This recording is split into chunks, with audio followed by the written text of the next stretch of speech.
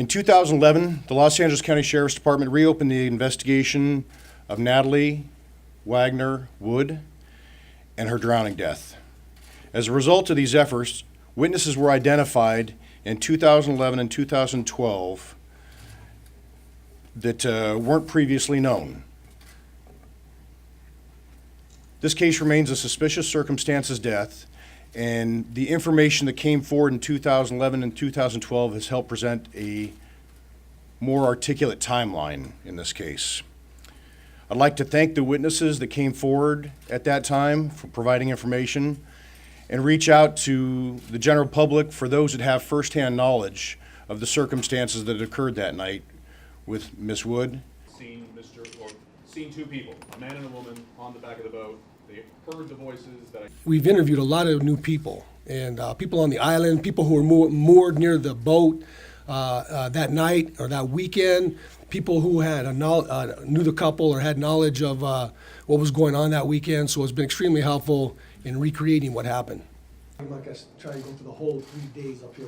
Lieutenant, is Christopher Walken There's actually more than one witness and who came forward and heard them on the back of the boat arguing.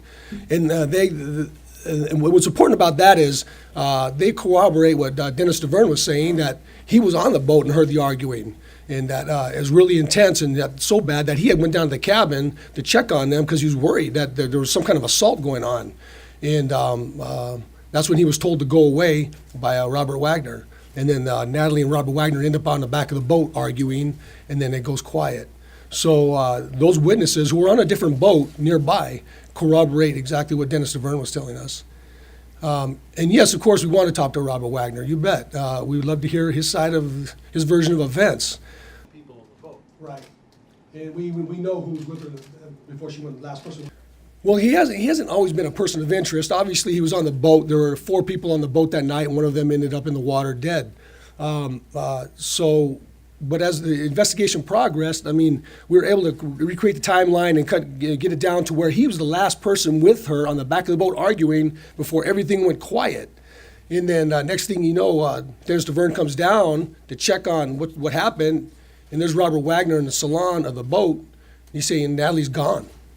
She's missing, and then he sends him to go look around the boat to look for Natalie. It's not that big of a boat. And next thing you know, he tells him, oh, and by the way, the dinghy's now gone. So it didn't make any sense. No one heard the dinghy start up. No one heard the dinghy take off. She doesn't drive the dinghy. I can go on and on, but yeah, it just didn't add up. I was wondering how many unsolved homicide cases you have. I think before we were all believing the story, oh, she must have gotten the dinghy, tried to go into town in her nightgown and her socks by herself when it's raining out and the seas are really rough and it's you can't even see at midnight, and which made absolutely no sense if you really think about it. So I think we have a better understanding now what happened.